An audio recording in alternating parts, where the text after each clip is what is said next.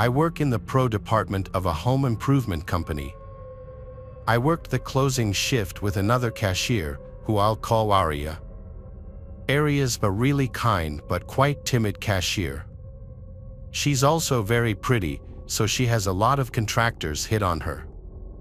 It's usually not that worrisome, though a few compliments, maybe a dinner invite, which she'd politely decline. I would probably ask her out as well if it wasn't for one detail: Aria does have a girlfriend. So being hit on by guys on a daily basis makes her rather uncomfortable. When we first met, I told her she ought to tell those guys about being gay, but she kept saying it wasn't any of their business, so she kept that part to herself. Aria has become my best friend, and having another cashier there with you keeps things from getting lonely. We even cover for each other's lunch breaks. One day, when I came back from lunch, Aria started telling me about this rather creepy guy who was flirting with her. She said she politely turned him down, saying she was with someone already, and while he didn't seem happy, he did leave.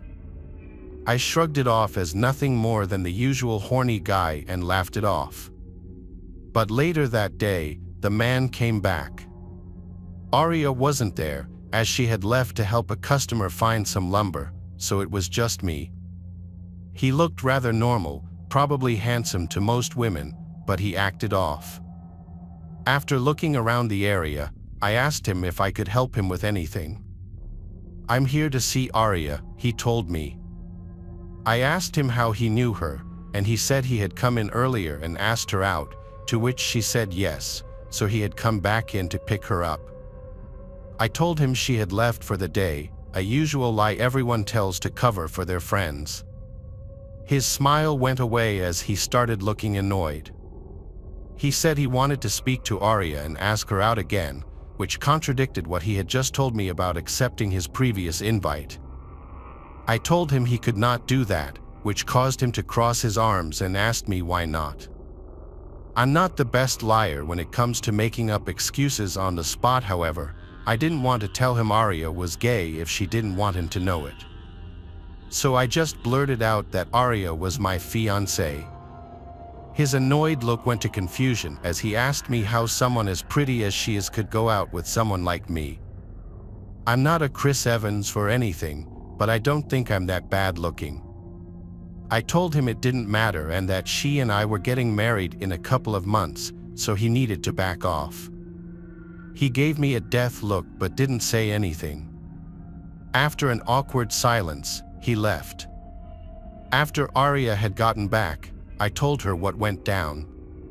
She asked me to describe him, and after I told her what he looked like, she said that was the same guy who came in before. She was a bit creeped out by what went down but found the fiancé excuse rather funny.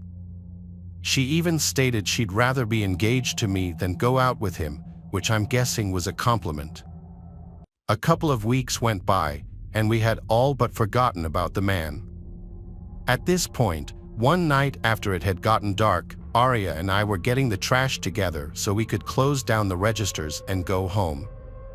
Just then, we heard a bang at the door, causing both of us to nearly jump out of our skins. It was the guy again. He had a wild look in his eyes as he kept his face pressed against the glass. "We're closed," I told him, but he insisted he needed to come in. Aria yelled again to tell him she's not interested and for him to go away and leave her alone. But he yelled that he's not here for her, he's here for me. He then says that if he can take out her husband, then she'd be all his. Based on that, he wanted to kill me. I told Aria to run to the manager's office and call the police, and I'd stay here and watch him.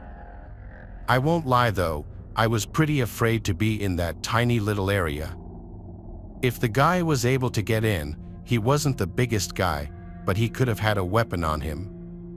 Plus, the store doesn't allow us to have self-defense items on us, so I was on my own here. The guy then started ramming the sliding doors like he was crazy.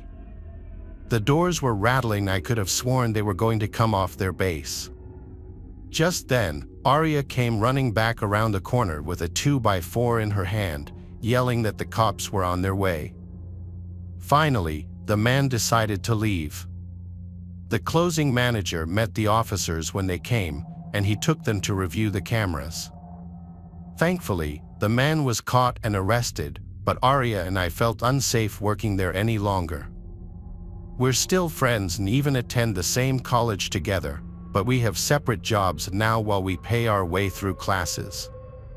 I'm glad she was there to help me with the rogue man, as I hate to imagine what he might have done to me, or worse, what he might have done to her. She says she's glad I was there for her as well, as having a guy around tends to make men like him less confident in what they might try. It was a wake-up call for me as to how dangerous it can be for some girls when an interested guy just doesn't want to take no for an answer.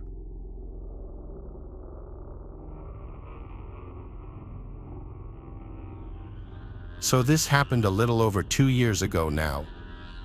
It was 2017, and I had just started a new job at a motel. It was low pay, but I needed an office job. One of my friends, John, got me this job. For a few days, I did training with the owner in the mornings. For 2 nights, John trained me. Our job was the 10 p.m. to 6 a.m. shift, nothing exciting, just checking guests in and doing paperwork. My boss, or the owner, went away with his wife on vacation for a week, which contributed to the swift training I had to endure. So it was my first night alone on the night shift. There was a monitor with security cameras around the motel's property and large glass windows all around the office building with a glass door. There was no night window like most motels have. It was fairly early in the night, at about 1 a.m. I was just doing my normal check-in paperwork when a man walked in and asked if we had any rooms available. Usually, if someone sketchy came in, my boss had me lie and say no. But he seemed normal at the moment, so without hesitation, I said yes.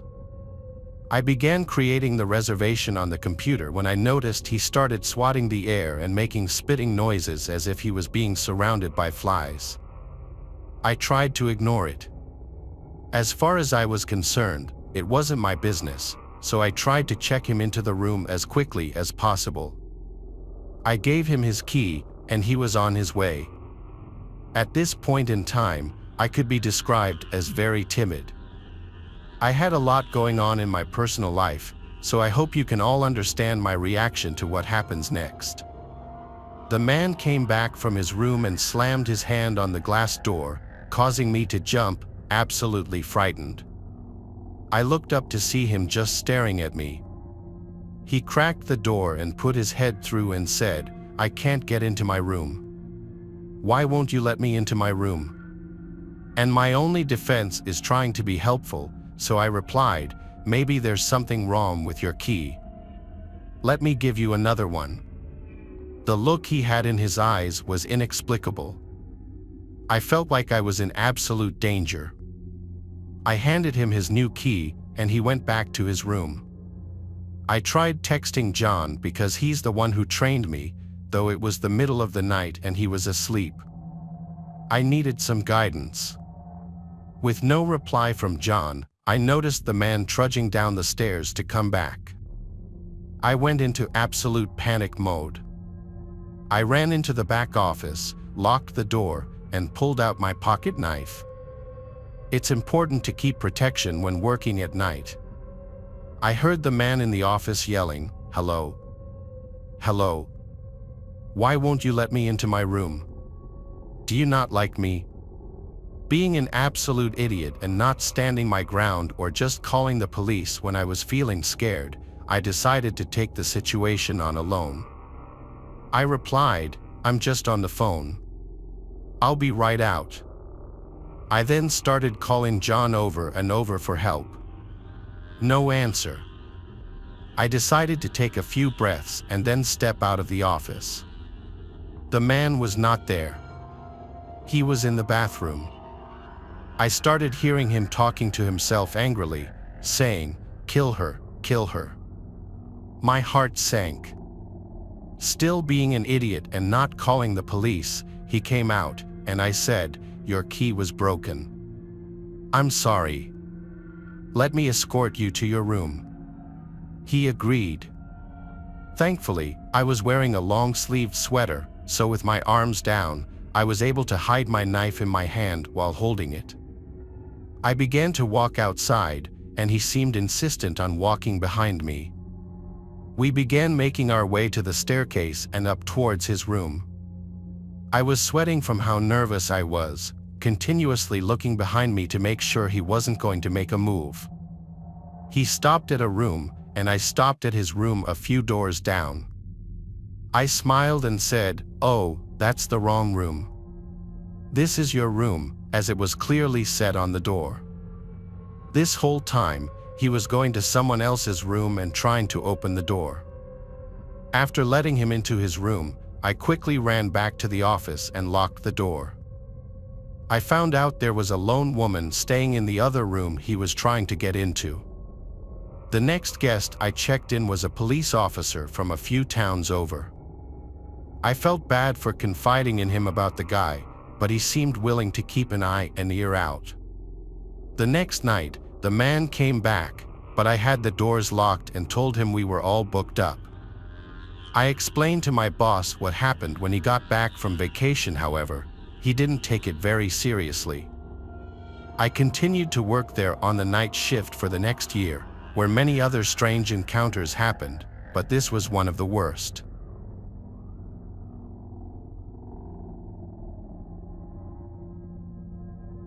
I used to work as a night clerk in a downtown condominium.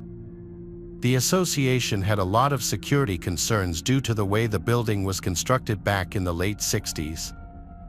Both levels of the parking garage were accessible from street level, so there were a lot of possible entry points, many of which were located in blind spots of the security camera system.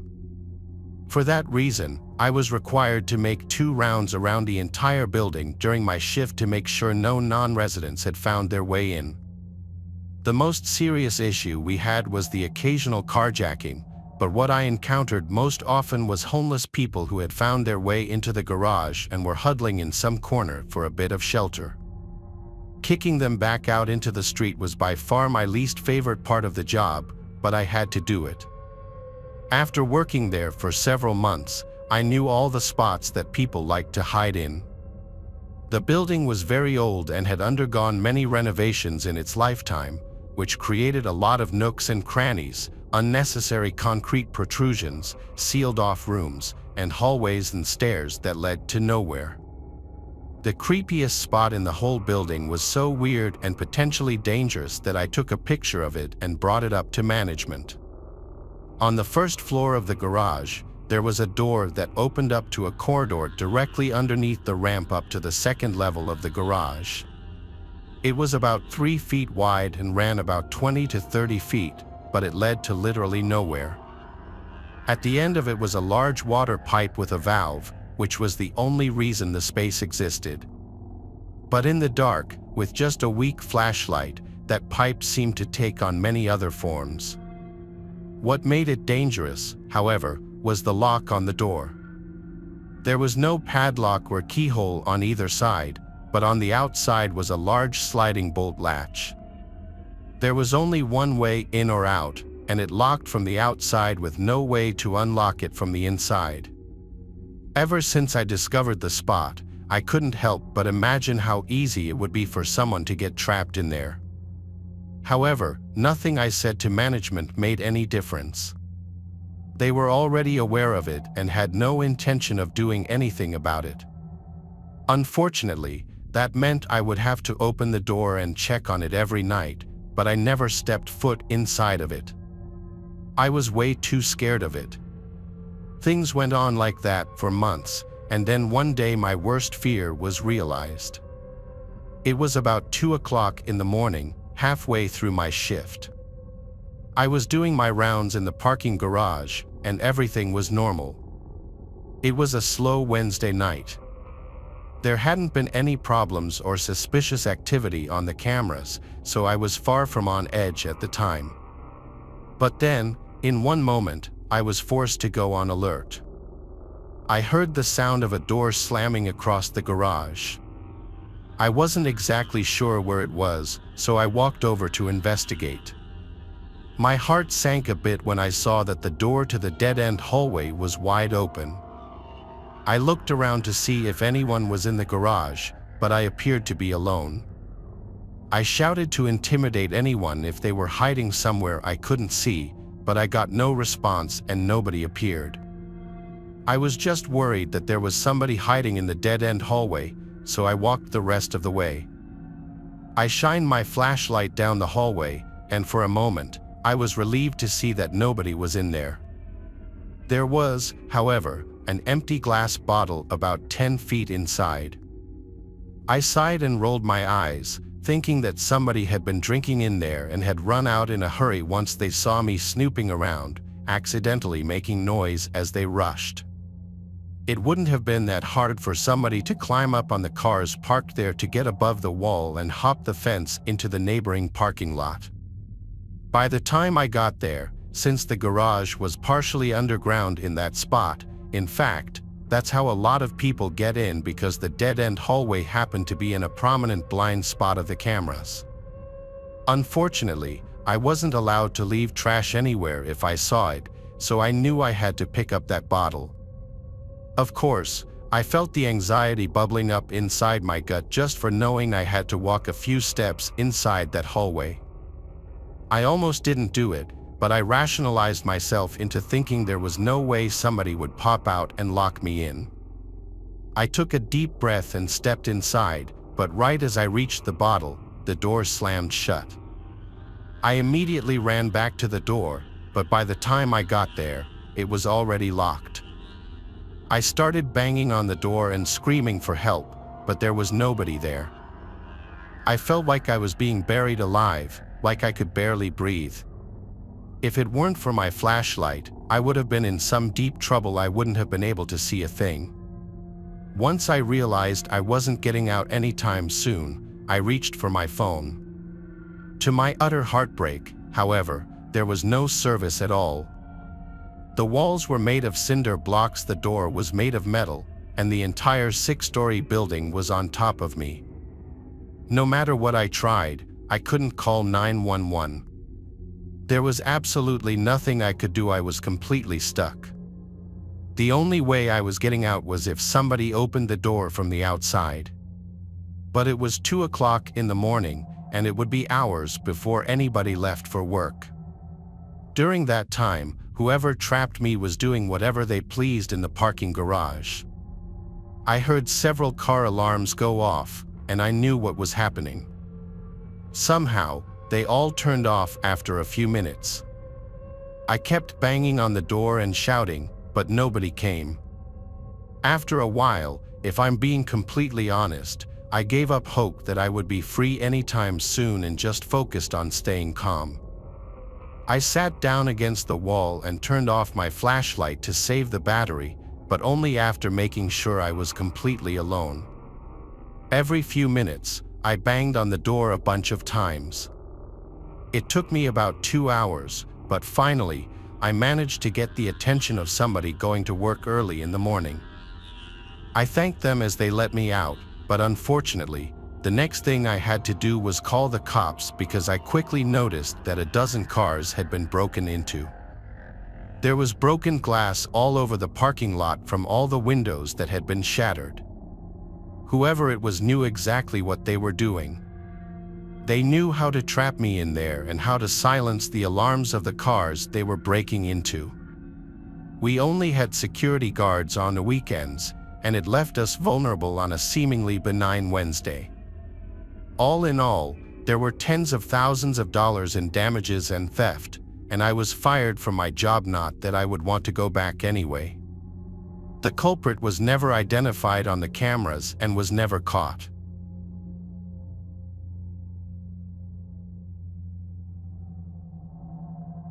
My name is Maury. I'm from the USA. Years ago, I worked in a home for older people as a nurse. I had the night shift. We were together drinking coffee on the second floor. All of a sudden, we heard a loud bang, so we thought a client had fallen. We decided that I would take the second floor and my colleague would take the first. Maybe we could find out what happened. While my colleague walked down the stairs, I looked at the monitor, which was on the second floor, and I saw someone in the department on the ground floor. He was inside the closed apartment. You could walk in over there, but you needed a code to get out. People with dementia lived there. We watched for a while, and the guy was stuck, he couldn't get out. We decided to go inside a room on the second floor of one of our clients because you needed a special key to go inside. We thought that was safer. We explained to her what was going on. She was perfectly capable of understanding the situation, and of course, we called 112. I explained the situation, and they told me they would come right away. I called my husband, who also had the night shift as a security guard in another town not too far away from us. He was just talking with the cops while I called 112 and said they were on their way. When I hung up, I looked outside and saw that guy climbing out the window. So I called back. They asked if something had changed. The police arrived, and we did a walk with them throughout the whole building. The guy broke the door in the kitchen. His stuff to break the door was there on the ground. The police couldn't really do much. I don't even know if they found the guy. Later that day, we heard that they were riding around the building 2 hours before the guy went in, and the guy had walked all over the ground floor, all while we were having our coffee on the second floor. That's a pretty scary thought. The next day, I had one more night shift. Though I don't have that much to fear, it was still pretty scary. So I asked if I could bring my 2 dogs. We had 2 golden at the time, and they were actually okay with that. So I brought them with me the next night. Nothing happened. The dogs walked with me the whole night, and of course, I let them outside now and then to do their thing. The other night, 2 other colleagues had the night shift, and guess what? They came back. They had robbed the safe. I always thought that the guy we had was just looking around to see if he could get away, but they had planned to come back for the safe the next night. But I'm guessing the 2 golden scared them off. I wouldn't go inside if there were 2 dogs like that either if I didn't know them. Later on, I always brought my dogs if I ever did the night shift over there. Most colleagues would be happy if they worked with me because they felt safe with the dogs, and so did I. The funny thing was that the dogs knew the route we always walked. After a few times, I didn't even put their leash on, they just knew. If we needed to help a client, they just waited in the hallway until I was done. A few clients knew it because I told them, knowing that they loved dogs. So when they needed our help, the dogs went with us in their apartment. Both the dogs and clients loved that.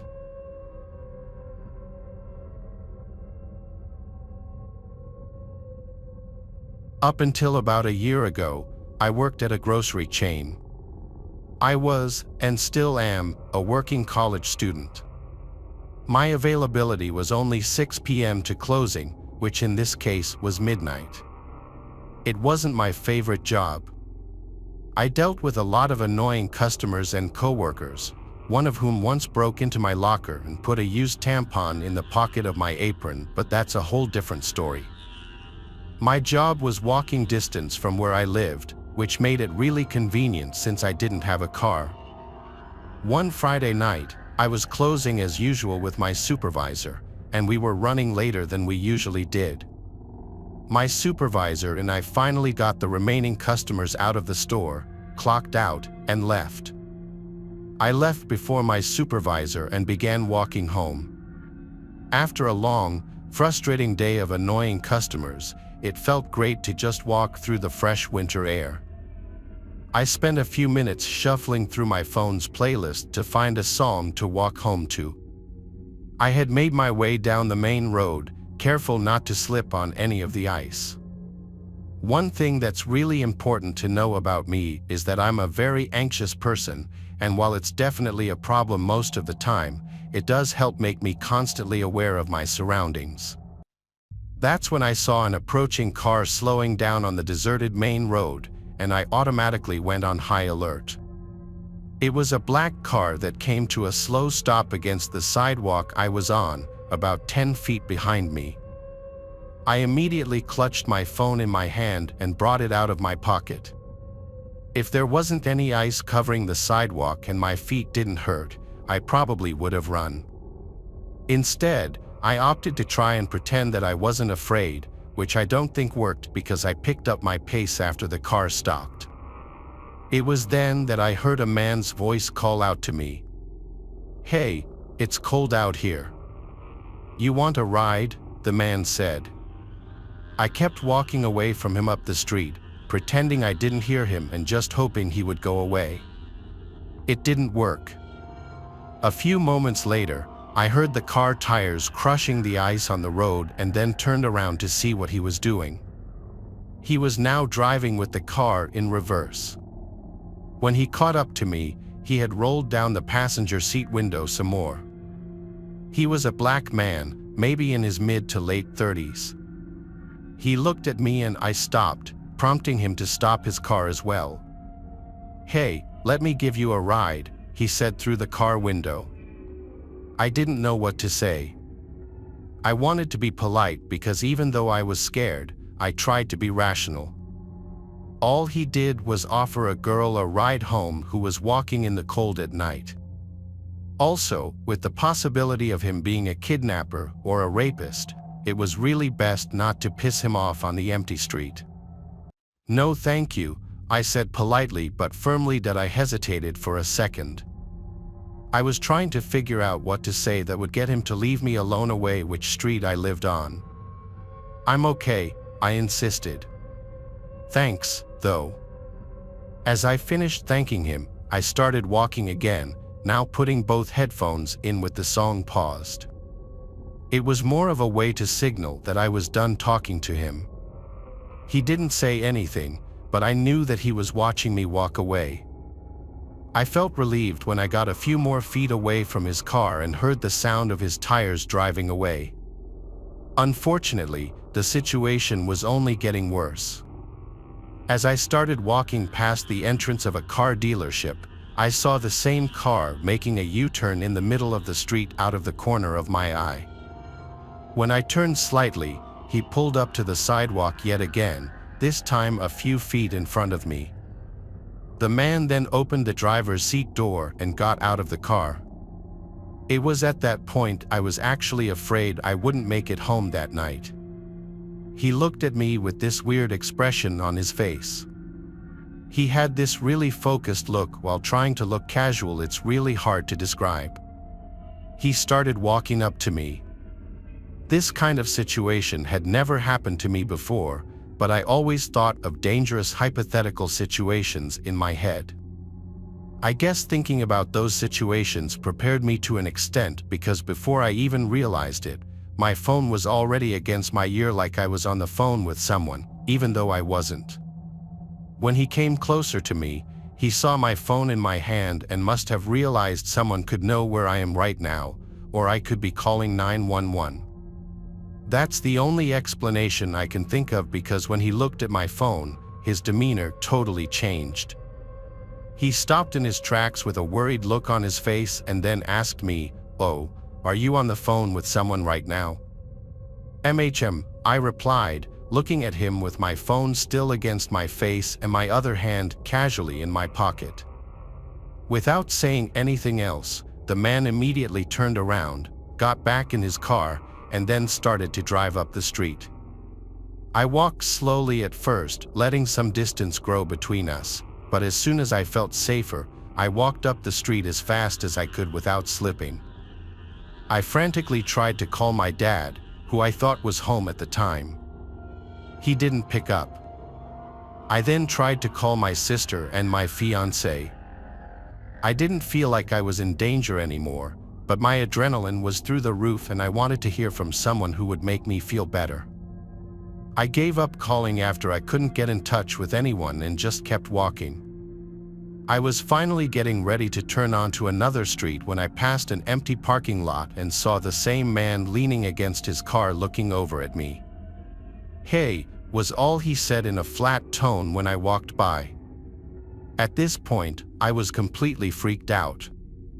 I didn't have my phone out anymore, so I couldn't pretend I was talking to someone again, and I was also significantly closer to my house. If he decided to get into his car and follow me, there wasn't any detour I could take to try and lose him. I was now on the verge of tears, and that's when I decided to call 911. I called 911 and told them the situation. The officer on the other line stayed on the phone with me until I got into my house. After that, an officer came to my house and asked me a bunch of questions about the man. He also asked me about his car and where I last saw him. All of the details were either too vague or I didn't remember. He said that he would at least patrol the area for him. I'm not really sure if he actually did or not, but it made me feel better at the time. From that point, I needed a ride to and from work every shift until I got my schedule changed to day shifts. Just a few weeks later, the college semester ended and I was planning on skipping a semester anyway. That experience only reinforced my decision. The more I think about that situation, the more I realize how lucky I was. I was in the perfect position to be taken, but I actually used some quick thinking that really de-escalated the situation. I moved in with my fiancée, and now I have a pocket knife and pepper spray for whenever I walk home at night from my new job. It's something to remember. If you haven't called 911, if you don't have anything to defend yourself against someone, either let someone know where you are or pretend that they know where you are. It can potentially save your life.